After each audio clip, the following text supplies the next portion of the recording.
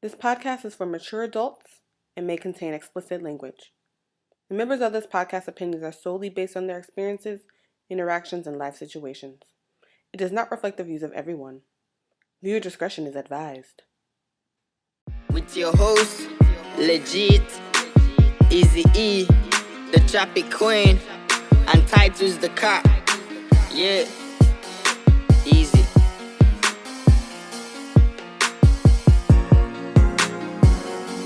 We beeped it.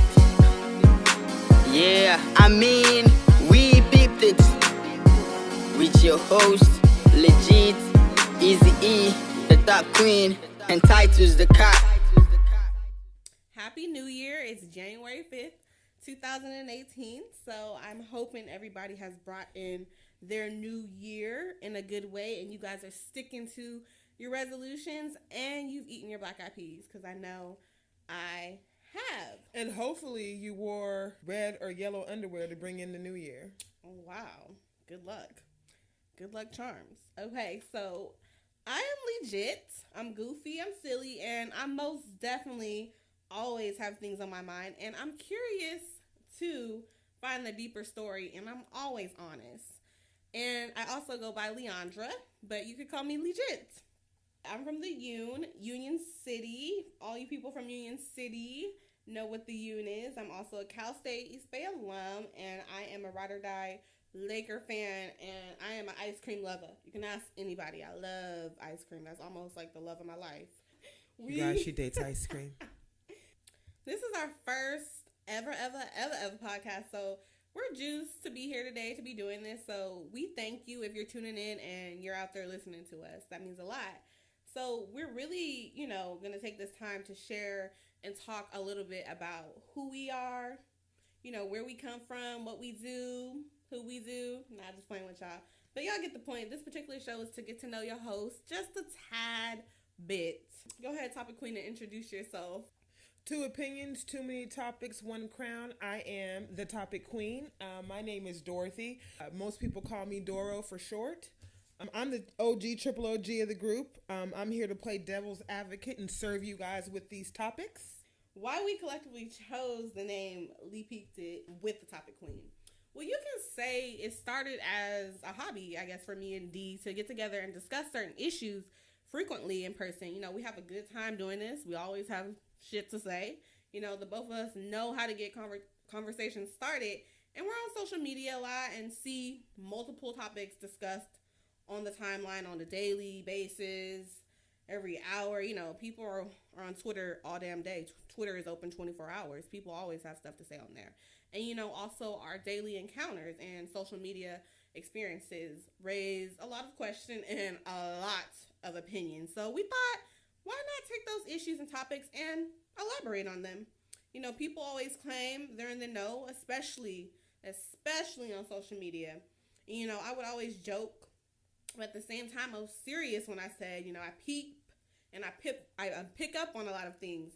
And sometimes I know certain things and I can be reserved at times, but I'm very observative. So, many of my friends and people that I know joke with me and say, Lee, how did you even know that? And my response, I just did.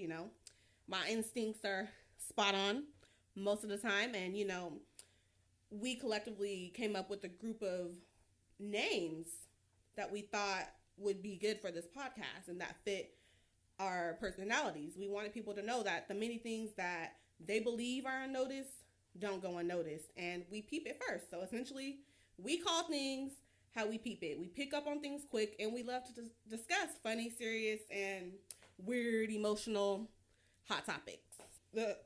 My name came from when we originally first started talking about this podcast. I had come up with at least a list on a piece of binder paper, maybe 3 pages of binder paper, front and back, of all these different topics that I wanted to discuss and to talk about. And every day it was at least 5 more topics between me and Lee that we were like, we got to talk about this. We got to talk about this. We got to talk about this too. Or what about this? And some topics piggyback off of other topics. It's crazy how many things and how many things you could talk about and how many difference of opinions you can have.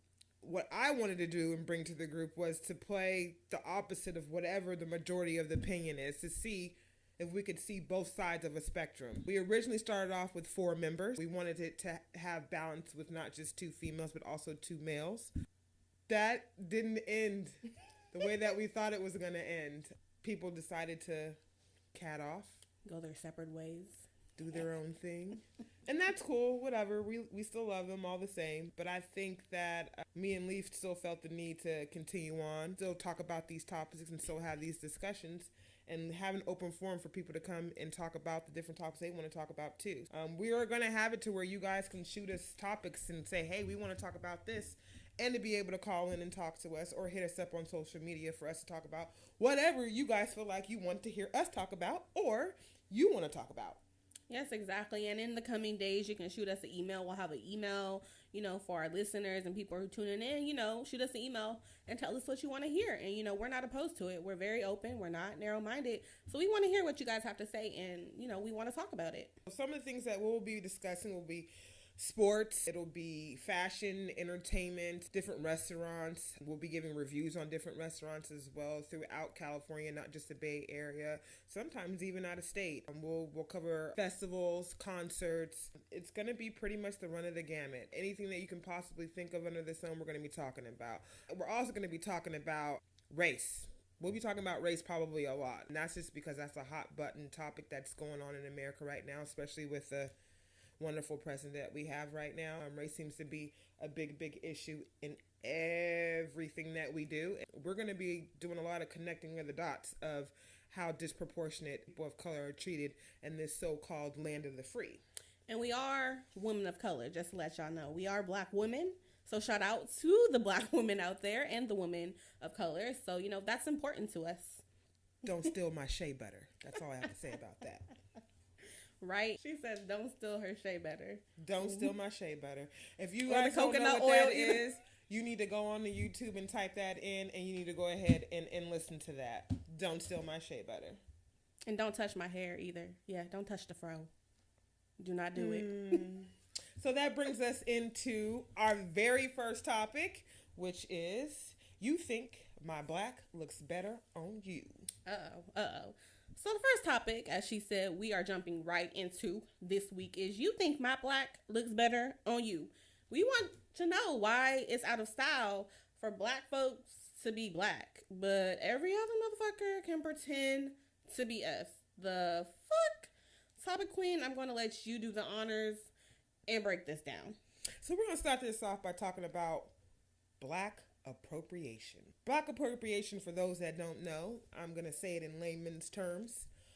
It always starts by society as a whole, aka white folks, aka who I call the others, deem something that we do as uncouth or ghetto, and then turn around and put a white face on it and call it something new, and now it's innovative and it's new and it's fresh. AKA cornrows are now boxer braids. We have 2 Black girls from Compton who wore their hair in braids and beads for years, were called ghetto until their talent outshined the way they looked, AKA the Williams sisters. Oh, she just slammed you with a racket. But years before that, when Bo Derek threw some braids and some beads in her hair, it was art and it was fashion. Now let's get to the way women look these days, their bodies. The J-Los and the Kim Kardashians have all of a sudden made it sexy to have hips and an ass, when Black women were called fat and body shamed for decades for having an hourglass figure. Now people are literally going out in droves to buy ass, lips, and hips, literally. And now we have seen these same people appropriate our culture, also have done some questionable things. And you guys know who I'm talking about. Let's just hit it where it hurts. The Kardashians. Kim Kardashian, to sell her new makeup line, damn near was in blackface to sell her makeup line. And then didn't understand why people were outraged to see that she basically turned herself black to sell her makeup. Or the fact that she had the audacity to defend a known makeup artist who is also a known racist, and told Black people that we needed to get over it because he apologized, until Kanye West probably pulled her ass aside and told her it was not her place to tell black people to get over anything that is just blatantly racist, whether somebody has apologized for it or not. But this is the same woman that Kanye West chose to raise his black children. She's responsible for raising a black woman and a black man. But that's a whole nother topic. I'm waiting for so him the to real come out question with an album is, about this. when does appropriation step over the line? Let's back that up. When does appreciation step over the line and become appropriation? You know, the topic queen made some valid points there. You know, we haven't heard Kanye on the radio in a minute. You know, I'm waiting for him to check his wife in a song. He could talk about everybody else and call everybody else out. I'm waiting for him to make a song about his wife and how he had to check her about the stuff that she was doing. But, you know, she made some real good points about appropriation. When does appreciation step over the line and become appropriation? But it's never appreciation because they always find a way to disrespect us, I feel. There are a variety of ways you can show your gratitude towards us, and it's not trying to be black. It seems as if everything a black individual does is always associated with the term ghetto. It's deemed ghetto when we do it. And, you know, I'm just tired of that mentality. We color our hair. Oh, that ain't cute. It looks a mess.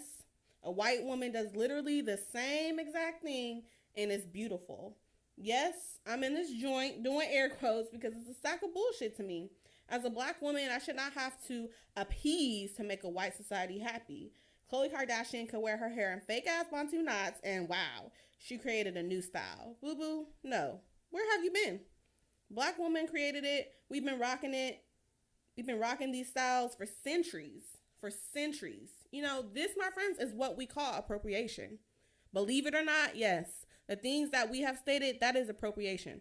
Flashy nails, that's supposed to be ghetto too, right? But you have women of other ethnicities gluing fidget spinners to their nails, and now they are trendsetters. Please. You non-black, and you can make your man a soul food dinner. Yep, I said it. You non-black, and you can make your man a soul food dinner. Big whoop-de-whoop. That does not mean that you are black and that you are better than me, than women of color. You're not better. Somebody stop me. Somebody stop me. I walk into a job interview in my natural state, and all of a sudden you scared? You scared now? Man, topic queen, what's the saying you always say? Everybody want to be black, but don't nobody want to be black. Everybody want to be black, but don't nobody want to be black. Or everybody want to be a nigga. But don't nobody really want to be a nigga. Because you could take the poorest white man in this world, and I bet you $1,000 he would not switch places with Puff Daddy. Talk about a white party. Right? So people may feel like this topic is racially charged, but it's something that we really, really need to discuss and talk about because we see it everywhere. I mean, yeah, the Kardashians are some of the major offenders, but who else are some of the major offenders? Like the Miley Cyruses of the world, the Iggy Azalea, is that how you say that chick's name? I think, I guess. Justin Bieber. You gotta ask Swaggy P for that. You know. Swaggy P. You gotta ask him. Or Nick Young. Nicholas Young. Katy Perry. I don't know if you guys know this, but people in the UK really thought that she started the trend of laying your baby hairs. I've been laying my baby hairs down since 79. I wasn't even born in 79. Stop it. Anyhow. Oh. Rachel Donzel, however the hell you say her name. Her whole entire life was a complete appropriation. Ooh, somebody better come get her. She about to go off. Her entire existence was to fake be black. That's privilege within itself. The fact that you could be white and just decide one day that you're going to live your life as a black person. I can't wake up one day and say, I'm going to just decide to live my life as a white person. I couldn't even imagine that. No, nor do I want to, sidebar, but I'm just saying. Sprinkle a little salt. I'm just saying. You know, we see it in a lot of forms, through commercials, through magazine covers, through what they try to tell us as what is beautiful and what is not. And it's sad that it has to be to a point where there's a white face on something for them to see the beauty in it. There's some beautiful, beautiful black women in this world of all shades and all colors. And I really am getting tired of us getting overlooked and overshined, and the first thing they want to do is slap ghetto onto something.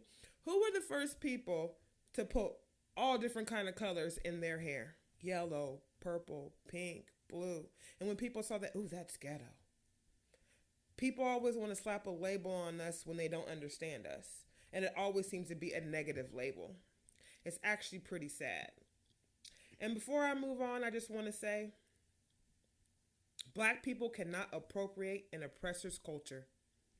We were made to colonize and adopt cultures we didn't ask for nor profit from. Oh, bingo. And she said it. And just to add to that, black folks feel like they have to remain a level of professionalism to impress the white man. But I'm here to remind you, we're not slaves anymore. So get out of that slave mentality. As you can see, we can go on about this topic for days, but trust, we will revisit at a later time with more facts, which leads me into our next segment, homelessness and gentrification. So I'm going to let you elaborate on this tragic issue that is happening in the country. So we have a major homeless issue in California. And it's gotten to the point where we can no longer turn a blind eye to this issue. Gentrification, I feel, plays a big part and has become the direct effect of homelessness in California. People have literally been outpriced to be able to live somewhere and now living on the streets. A place like Los Angeles is home to one of the largest populations in the world, and Skid Row has over 58,000 homeless people throughout Los Angeles living on the street. I don't know if anybody's ever walked down or been down Skid Row, but it's sad. It's really sad that we live in America, and especially in a place like Los Angeles where people feel like that's the place where hopes and dreams can come true. And you go to a place that's not too far from Hollywood called Skid Row, and you see tents and tents and tents, and then people amongst people, absolutely homeless. It's sad. The homeless rate of 58,000 homeless people was as of March 2017, despite the fact that the county has, through rent subsidies, through new construction, through outreach programs and support services, have permanently got off the street 14,000 people just last year alone. Yet, the homeless population in Los Angeles has grown over 23% in the last year. That's Los Angeles by itself. Now let's get into just a small portion of the Bay Area, Alameda County. And I want to focus on Alameda County because I really want to focus on Oakland. Alameda County alone, homeless population has grown by 39% over the last 2 years. The estimated number of people on the streets and in shelters in 2005 was 4,040 people. Now, or as of May 2017, the number is up to 5,629 people, which I know now is way, way more than that. The homeless population is disproportionately black. 40% of the homeless population in Alameda County are African American. 40%. And overwhelmingly, the majority of the people that are homeless are single. 85% of the people that are homeless on the street are single. 86%, somewhere around there. And 82% were living in the county when they became homeless. So this is not like people think they came from another state and they just came to California because it's warmer. No, these people were residents of this county and became homeless. And when people were asked why they became homeless, 57% said it was because the cost of housing. We've seen with our own eyes how downtown Oakland has turned into uptown Oakland, which is great. A lot of new businesses have come down there. A lot of new bars have come down there. It's really up and buzzing. It's a great It's turned to a great place to go on a Friday night after work for happy hour or on a Saturday night after a concert. It's really, really nice down there. But with that, the homeless rate has gone through the roof. We have developers coming into Oakland and outpricing current residents and upgrading the area. And they really want to profit from the spillover from San Francisco and Silicon Valley, because San Francisco has gotten outrageous as far as how much it costs to live there. Which, like I said, on the surface is great for Oakland. But what happens to the residents that they've outpriced? Where are they supposed to go? Where do they go? Right. On the streets is where they go. And instead of the mayor of Oakland creating affordable housing for every one of those luxury apartments that continue to keep rising in Oakland, she's instead allowed for the development of what they call tent cities. To the point where now they have porta potties, sinks, garbage, and recycle bins in these communities. They have mapped out areas under the freeway for these people to live. And mind you, some of these people have full-time jobs and just can't afford to live in Oakland or the surrounding areas. Lee, you live in Los Angeles now, and I know you've seen what's going on there. What is your perspective on seeing it throughout California? Because you know what it's like in Oakland and you know what it's like in Los Angeles. Honestly, I think this is one big domino effect. Having grown up in the Bay Area, it's really devastating to see how many people have been pushed literally out of their communities because they no longer can afford to live there. You know, this past year I moved to the LA area, and really the same thing is happening everywhere, not even just in California. It's literally happening everywhere. And you know, I've had a few conversations with individuals who are LA natives, and many of them have stated they don't even recognize their communities they grew up in. They don't recognize anything. And if some of you guys watched the hit series Insecure, you've seen that on the show. You know, you've seen that Issa was from Inglewood and just how things have changed. Like, she didn't recognize her community. So we've seen that on some of these shows if you follow some of these series. You know, I commute to many cities in the Southern Cali region, and it's ridiculous that they look like third world countries. Really? America, this is supposed to be the place that everybody wants to come to, but citizens are on the fucking streets. I mean, it's horrendous. It's ridiculous. You know, literally the rich are getting richer and the poor are getting poorer. And as a gentleman that was so ahead of his time once said, they got money for wars but can't feed the poor. And he was indeed right about that. This country is in deep, but your president is tweeting. He could care less, right?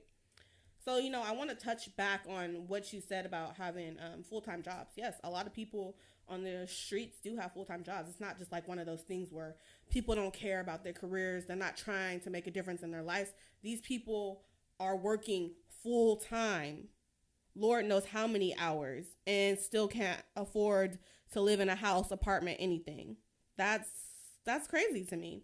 And, you know, we learned last year that 6 figures is now considered low income in the Bay Area. That's almost laughable. So, you know, that's tragic.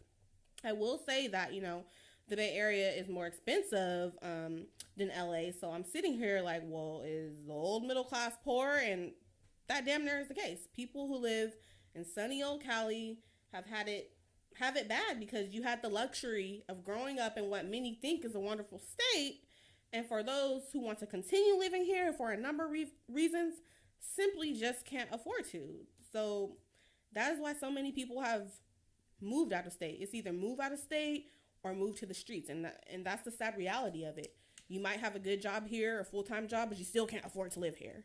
And that's crazy. I mean, what kind of country have we become where you work a full-time job and you can't afford to keep a roof over your head? And see, the thing that really kills me too is that the media and the news will try to turn your mind off of the homeless issue and go, oh, the unemployment rate is at 4%. What does that mean? Because someone has a job that everything is going great. There's a lot of people that have a job but are underemployed. So just because you're getting a paycheck doesn't mean you're getting paid your worth. Right. So they want to focus so much on, oh, we're creating jobs, we're creating jobs. But what about the people that are homeless on the street? And then the same thing with minimum wage. That doesn't mean anything because then the price of living goes up. And minimum wage to me is a farce anyway. Right. Like, minimum wage should be the minimum wage that you need to make to be able to have an apartment, to have a car note, to have insurance, right. put food on the table, have some money for entertainment, right. put some gas in your car. That's minimum wage. The basic minimum of it is to have a basic minimal life, because this is America. This is the land of the free. Right. Minimum wage shouldn't be the minimum amount of wage of employers willing to pay you to do that job, because that's basically what it means right now. Yeah, and it doesn't make a difference because, as I stated, the expense of living goes up constantly. So it's ridiculous. And even when you make over that, like we said, you are still on the streets. And there's people, and that's why, you know what, I also think too that this is the reason why we have people in their 20s, their 30s, their 40s that are either still living at home with their parents or they have roommates because they just can't afford to have an apartment on their own and actually have a life. It's sad. How can you be a person that's making, let's just say, 55 to 65 a year and you can't have an apartment on your own? That's crazy.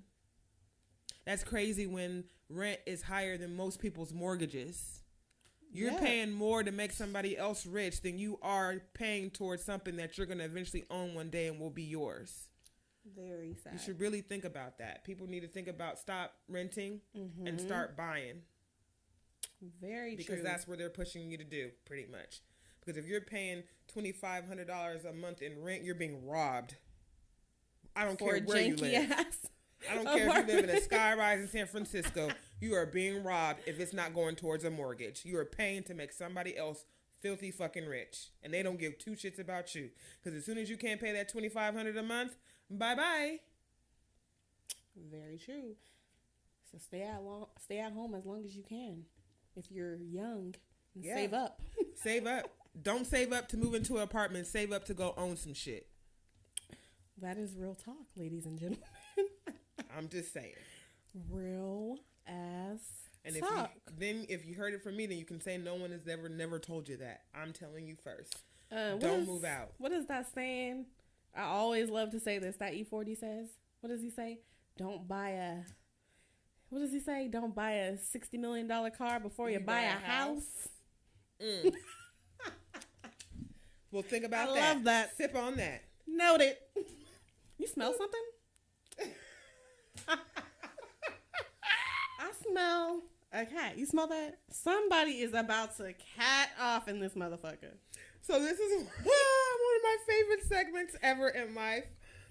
This is the cat and off segment. Shout out to Kevon. Kevoners.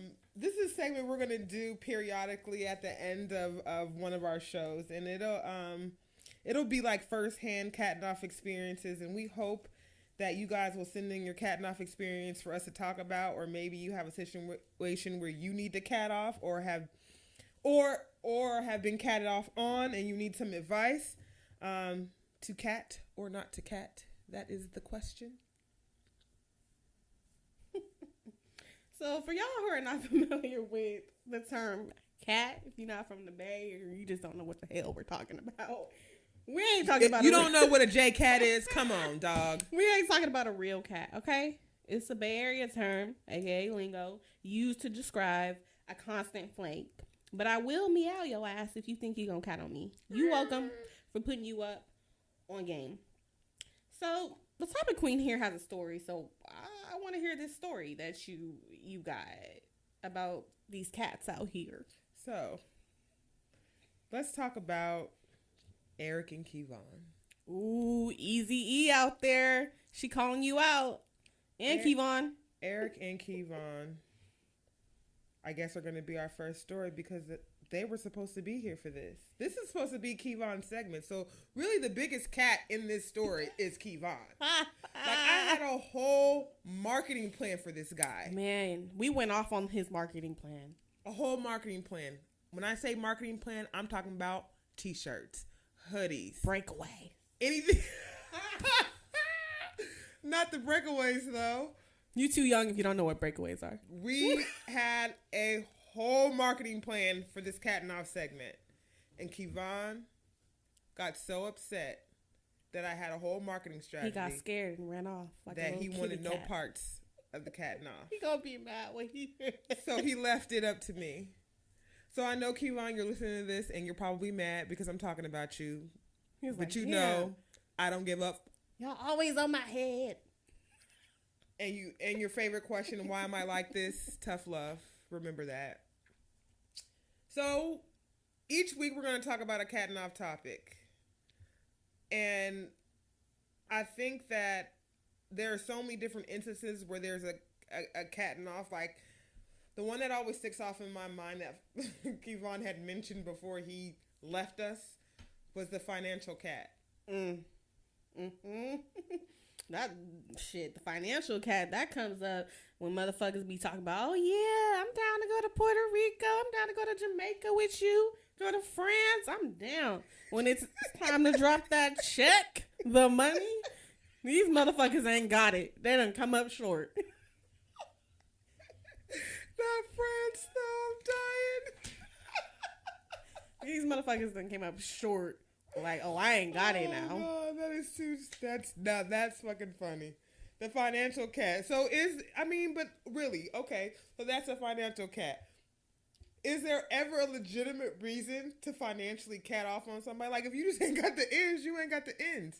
Do you say that? These motherfuckers be drawing it out like it's a damn goddamn movie. Just say, I'm trying to budget my money right now. I can't go on that trip. Maybe in the next 3 months. These motherfuckers be like, maybe I'll let you know. Nah, motherfucker. I take that as a no. I ain't got time to play with y'all no more. I'm not playing with y'all no more. Oh my God. Y'all, if you know me, if you know LEEGIT, you know I'm not about that life. I'm not about that cat in life. She is not about that. She's not with the shits.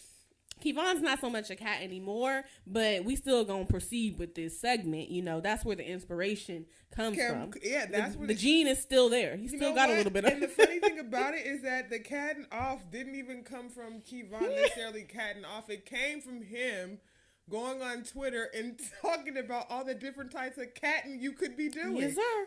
So I'm like, how does he know this? He knows it because he did pull some of these shenanigans at one point in his life. That's how he knows it. Man, I hope y'all listened all the way through if you know Kevon. If you really know Kevon. Oh my God, this would have been great for people to freaking call in and give a story about Kevon catting off on them, because I know people out there got them. I know they do. And let us just give you a little history on our banner, our Lee Peeped It with the Topic Queen banner. You notice that there's 2 eyes on the side. That's because these motherfuckers went ghost. They done catted on us. That's where that comes from. That is exactly where that segment comes from.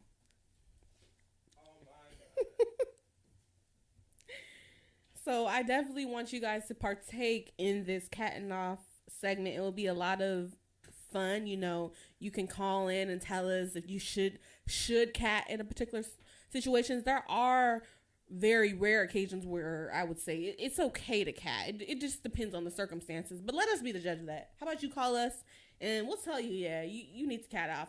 That's not a good look for you. You know, it might be going on a date with the wrong person. Yeah, you need to cat off on that motherfucker. Because you just never know. Yeah, you never know out here in these streets, especially with these men. But that's a whole nother topic for a whole nother day. Oh my goodness. But yes, is there anything else you want to add about this cat and off?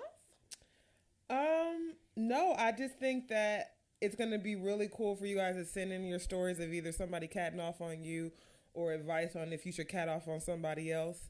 And if you come up with like the financial cat, we're going to go through so many different cat and off experiences, so you're going to really get an idea of what we really, really mean about cat and off, because there's so many different situations. The financial cat was just a tip of the iceberg. Yeah, you know, we're going to get Kevon in here for a show.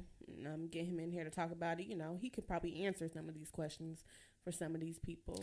And that would be great too. We'll let you know when he's going to be on the show so you guys can send in questions. He's the ultimate cat daddy. So tweet us. We going to live tweet. Not Mac Daddy, Cat Daddy. Yeah, not Mac Daddy. He a cat daddy. Cat daddy.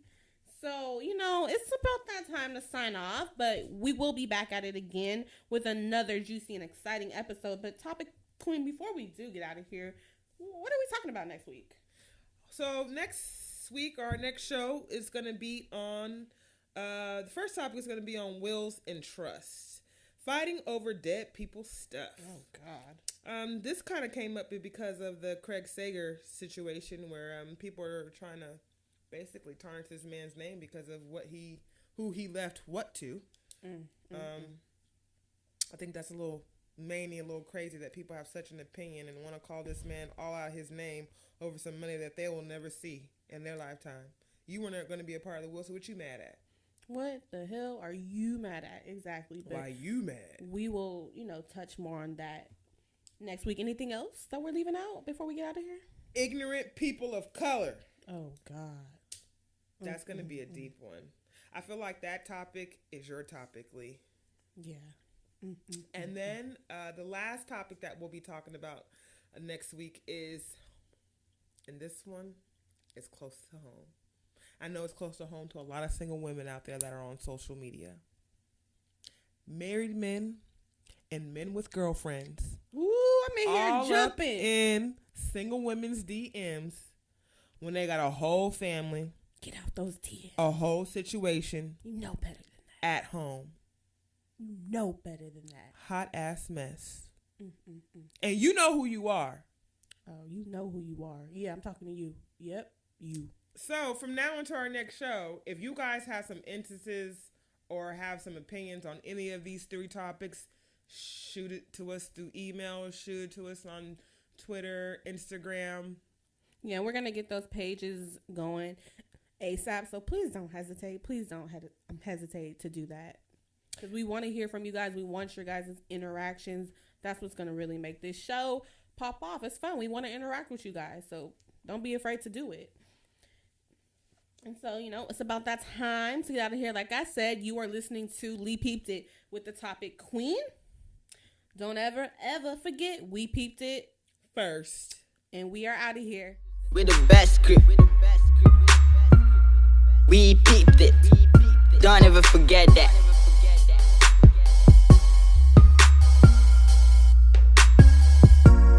Don't ever forget we're the ones that peeped it.